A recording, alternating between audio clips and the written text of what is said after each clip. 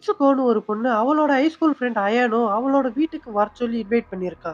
மிட்சுகோவும் அவளோட வீட்டுக்கு வந்து உட்கார்றான். அயானும் கொஞ்ச நேரம் இரு நான் சமைச்சிடுறேன்னு சொல்ல, அப்ப மிட்சுகோ பக்கத்துல இருக்கிற ஏர் கண்டிஷனர பார்க்கறா. அதுல இருந்து ஒரு மனுஷன் பேசுற மாரியும், முணுமுணுக்கிற மாரியும் அந்த வென்ட்ல இருந்து சத்தம் கேட்க, அந்த நிமிஷம் அந்த வென்ட்ல இருந்து ஒரு கண் தொறந்து அவள பாக்குது. மிட்சுகோவும் பயந்து போய் பார்க்கறா. இந்த வீட்டுல ஏதோ தப்பா நடக்குதுன்னு அவன் நினைக்கிறான். அயனோவும் நான் சமைச்சிட்டேன் வா சாப்பிட ஆரம்பிக்கலான்னு கிச்சனை விட்டு தள்ளி வர கிச்சன் சிங்க்ல இருந்து ஒரு உருவம் மிட்சுகோவை பாக்குது. மிட்சுகோவும் இங்க என்ன நடக்குதுன்னு பார்த்துட்டு இருக்க அயனோவும் சாப்பாடை வச்சுட்டு அவளை சாப்பிட சொல்றான். மிட்சுகோவும் அந்த உருவத்தை பார்த்துட்டு இருக்க அது கொஞ்சம் கொஞ்சமா அவ கிட்ட வருது. மிட்சுகோக்கு இந்த உருவம் தெரியுது. ஆனா அயோனிக்கு எதுவுமே தெரியாத மாதிரி உட்காந்து சாப்பிட்டுட்டு இருக்கா. அயனோ மிட்சுகோ கிட்ட ஏன் ஒரு மாதிரியாவே இருக்க நான் சமைச்ச பாஸ்தா உனக்கு பிடிக்கலையான்னு கேட்க அதுக்கு மிட்சுகோவும் அப்படியெல்லாம் இல்ல எனக்கு எதுவும் சரியில்லையோன்னு தோணுதுன்னு சொல்ல அதுக்கு அயனோவும் நீ போய் சொல்ற உனக்கு அது பிடிக்கல என்கிட்ட சொல்லுன்னு அதை பத்தி மிட்சுகோ கிட்ட கேட்க மிட்சுகோவும் அதெல்லாம் இல்லன்னு திரும்ப திரும்ப சொல்றா. ஆனா அது எதையுமே அயானா கேட்காம அது நல்லா இல்ல